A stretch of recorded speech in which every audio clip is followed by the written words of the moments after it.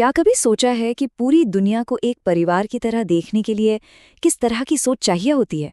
आज हम विश्व धर्म संगम के इसी गहरे और व्यापक विजन को समझने की कोशिश करेंगे। ये जो प्रतीक है, ये सिर्फ एक लोगो नहीं है, ये एक बहुत ही गहरे विचार को दिखाता है। डिवाइन वर्ल्ड फैमिली मतलब एक दिव्य विश्व परिवार। तो चलिए, इस सोच के पीछे जो फिलॉसफी है, उसे एक एक करके परत दर परत खोलते हैं। तो सवाल ये है कि आखिर ये दिव्य विश्व परिवार बनाया कैसे जाए? सुनने में तो बहुत अच्छा लगता है, पर रास्ता क्या है? इसका जवाब मिलता है 10 मूल सिद्धांतों में। इन्हें एक तरह का रोड मैप समझ सकते हैं, जो एक इंसान की अपनी समझ से शुरू होकर पूरी दुनिया की एकता तक ले जाता है। तो चलिए शुरू करते हैं। सबसे पहले हमें उस बुनियाद को समझना होगा जिस पर ये पूरी सोच खड़ी है। ये जो शुरुआती सिद्धांत है ना, ये हमें असल में ये बताते हैं कि ये जो रियलिटी है, ये असल में है क्या, और इस पूरे यूनिवर्स में हमारी जगह कहाँ है। पहला सिद्धांत है संपूर्णता का सिद्धांत, मतलब प्रिंसिपल ऑफ होलनेस। ये कहता है कि जिंदगी को आप टुकड़ों में नहीं देख सकते। सोचकर देखिए, हम अक्सर अपनी नौकरी, अपना परिवार, अपनी सेहत, सबको अलग अलग खानों में बांट कर देखते हैं, है ना? लेकिन ये सिद्धांत कहता है नहीं, सच्ची समझ तभी आएगी जब हम इन सबको एक दूसरे से जुड़ा हुआ देखेंगे, एक पूरी तस्वीर की तरह। अच्छा, अगर सब कुछ जुड़ा हुआ है तो फिर इंसान होने का असली मकसद क्या है? क्या सिर्फ जीना? इस दर्शन के मुताबिक हमारा असली मकसद है अपनी चेतना, यानी अपनी कॉन्शियसनेस को ऊपर उठाना, उसका विकास करना। ये एक तरह से अज्ञान के अंधेरे से निकलकर पूरी तरह से जाग जाने, यानी जागरूकता की रोशनी की तरफ एक सफर है। और ये जो जागने का सफर है, ये हमें तीसरे सिद्धांत पर ले आता है, गुरु बोध का सिद्धांत। अब देखिए, यहाँ गुरु का मतलब सिर्फ कोई इंसान नहीं है।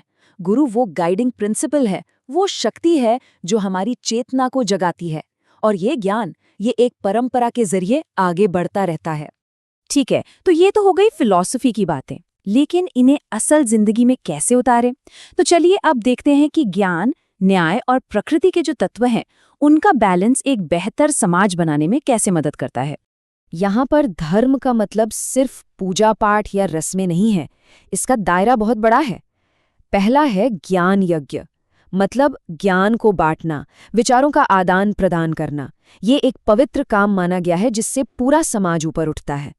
और दूसरा, धर्म का जो असल मकसद है, वो है एक ऐसी सामाजिक व्यवस्था बनाना, एक ऐसा सिस्टम जो बैलेंस्ड हो और जिसमें सबके साथ न्याय हो।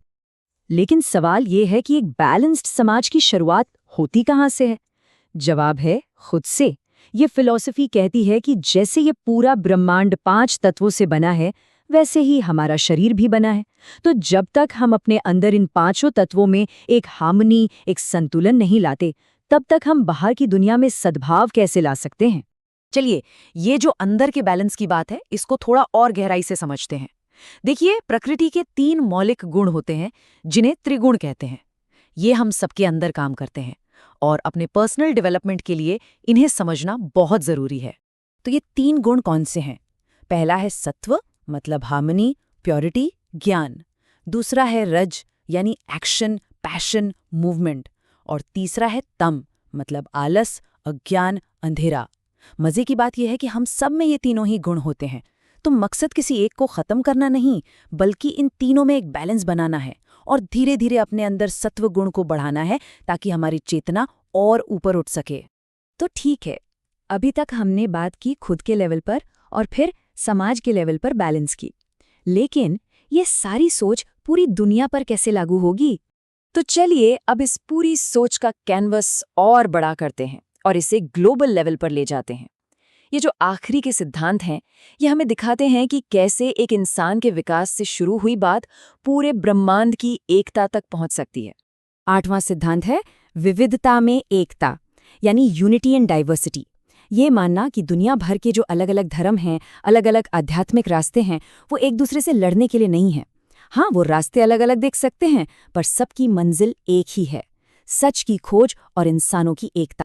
और ये एकता की बात सिर्फ धर्मों तक ही नहीं रुकती, ये राष्ट्र और संस्कृति पर भी लागू होती है। इस सिद्धांत के मुताबिक कोई भी देश सिर्फ जमीन का एक टुकड़ा नहीं है, वो तो एक जीती जागती संस्कृति है, एक चेतना है, कुछ मूल्यों का प्रतीक है।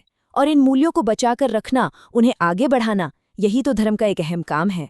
और अब हम पहुंचते हैं उस आखिरी और सबसे अहम सिद्धांत पर, जो इस पूरे विजन का सार है, उसका निचोड़ है। ये एक छोटा सा संस्कृत का वाक्यांश है, लेकिन इसमें पूरी कायनात की सोच समाई हुई है। वसुधैव कुटुंबकम, मतलब ये पूरी दुनिया एक परिवार है। बस यही है वो अंतिम लक्ष्य। सोचिए, कहाँ से बात शुरू हुई थी? हर चीज को एक साथ देखने से, अपनी चेतना को ऊपर उठाने से, अंदर बैलेंस बनाने से।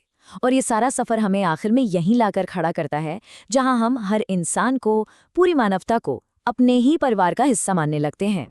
तो आखिर में एक सवाल छोड़ जाता हूँ। आज के टाइम में जब दुनिया इतनी बटी हुई लगती है, तो क्या ये जो नजरिया है हर चीज को एक संपूर्ण इकाई की तरह देखने का, क्या ये वाकई हमारी दुनिया में कोई बदलाव ला सकता है? सोचिएगा जरूर।